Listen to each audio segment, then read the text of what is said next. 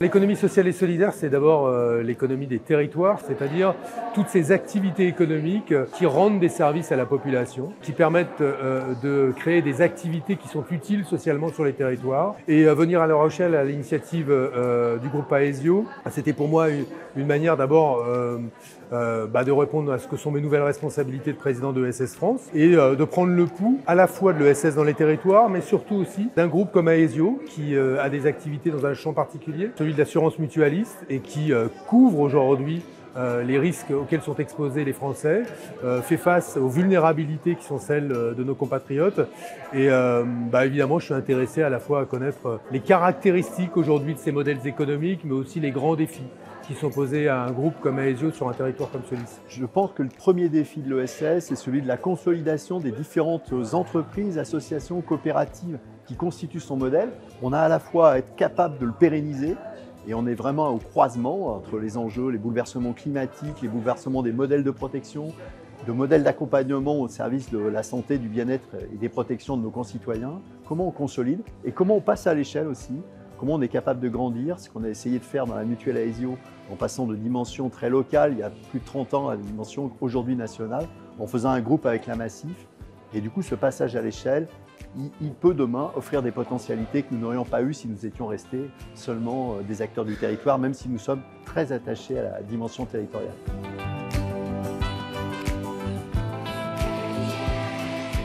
On a une vision très entrepreneuriale, nous sommes une mutuelle, nous avons envie de porter cette dimension, même si nous ne sommes pas une société de capitaux. Pourquoi? Parce qu'on pense qu'en termes d'agilité, de capacité à renvoyer de la valeur à la société, aux personnes qui travaillent aussi dans notre environnement, on est porteur d'innovation, soit directement, soit en partenariat avec des acteurs qui portent des innovations et qui demain seront des vecteurs de mieux-être et de sécurité pour nos concitoyens.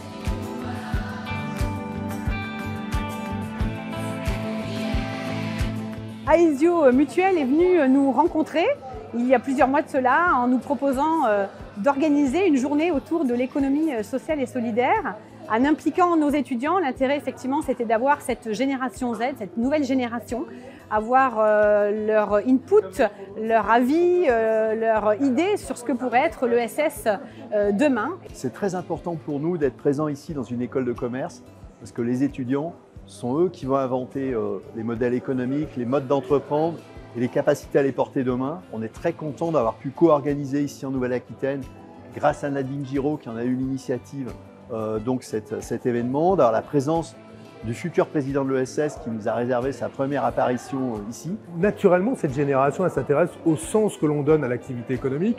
Elle ne se contente pas d'indicateurs de performance financière, elle dit quelles sont les performances d'une entreprise sur les questions environnementales, sur les questions sociales. Est-ce que quand je crée de la richesse, sur le plan économique, je détruis des écosystèmes naturels ou humains? Et à partir du moment où cette question est au cœur des engagements de la jeunesse, elle est forcément, la jeunesse, un partenaire idéal pour l'économie sociale et solidaire, si tant est que nous sachions correctement défendre ces modèles et les rendre attractifs pour cette génération. On nous dit aujourd'hui les jeunes ont besoin de sens, ils interrogent le sens. C'est vrai, les jeunes interrogent le sens, ils veulent savoir ce que leur action, quel est le concret de l'action qu'ils peuvent avoir dans une entreprise. Pour autant, ils veulent gagner leur vie. Et moi je dis, ils peuvent gagner leur vie dans l'économie sociale et solidaire et on peut entreprendre dans l'économie sociale et solidaire.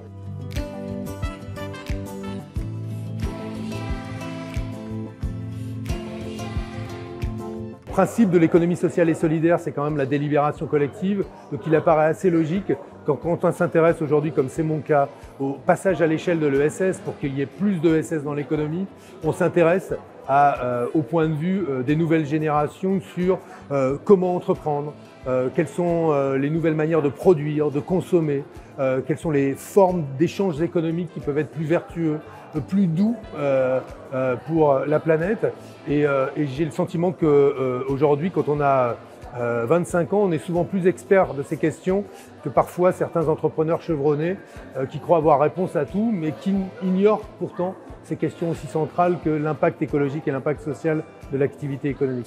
La vérité de l'ESS, elle se vit dans les territoires. Elle ne se décrète pas, ce n'est pas de l'incantation, c'est une capacité concrète dans les territoires. Et ici, en Nouvelle-Aquitaine, on veut vraiment en être dépositaire. Cet événement, finalement, donne à voir cette réalité actuelle Et puis j'espère ça suscitera des vocations, des espérances, des inspirations.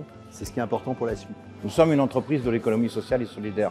Et tout ce que nous faisons, tout ce que nous déclinons, quand nous sommes dans la complémentaire santé, quand nous faisons de la prévention, quand nous sommes engagés avec d'autres acteurs, quand nous sommes dans nos services de soins et d'accompagnement mutualiste, nous faisons de l'économie sociale au quotidien. Nous sommes un peu comme Monsieur Jourdain qui fait de la prose sans le savoir. Nous sommes la réalité de l'économie sociale et solidaire. Et c'est bien qu'on le rappelle parce que peut-être que dans le grand public, on ne perçoit pas toujours qu'une mutuelle au sens que nous portons, nous, en tant que mutualistes, qu'une mutuelle est une entreprise de l'économie sociale et solidaire.